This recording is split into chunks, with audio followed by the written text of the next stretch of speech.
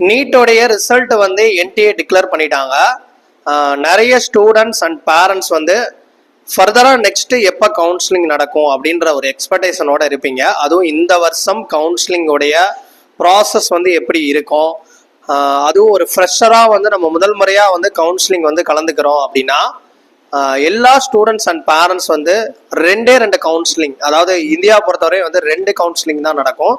அதாவது காமனாக நான் சொல்கிறது, இப்போ நீங்கள் ஒரு ஸ்டேட்குள்ளே இருந்தீங்கன்னா ஸ்டேட் கவுன்சிலிங் ஒன்று இருக்கும், ஆல் இந்தியா கவுன்சிலிங்னு ஒன்று இருக்கும்.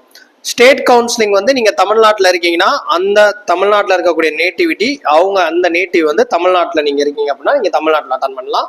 நீங்கள் கேரளாவுடைய டொமிசிலாக இருந்தால் கேரளாவில் அட்டன் பண்ணிக்கலாம். இது ஒரு கவுன்சிலிங். இது வந்து 85% உங்கள் தமிழ்நாட்டில் இருக்கீங்க அப்படின்னா தமிழ்நாட்டில் இருக்கக்கூடிய government colleges, self financing colleges வந்துடும். அதே இது வந்து நீங்கள் ஆல் இந்தியா லெவலில் 15% கவுன்சிலிங், அதாவது ஆல் இந்தியாவில் MCC.NIC என்ற வெப்சைட் மூலயமா நமக்கு வந்து இந்தியாவில் இருக்கக்கூடிய எல்லா கவர்மெண்ட் காலேஜஸ் உடைய 15% சீட்டு பிளஸ் இந்தியாவில் இருக்கக்கூடிய டீம்டு யூனிவர்சிட்டியோடைய management, NRI seats, AFMC, JIPMER, AIIMS எல்லாமே வந்து இதுக்குள்ள வந்துடும்.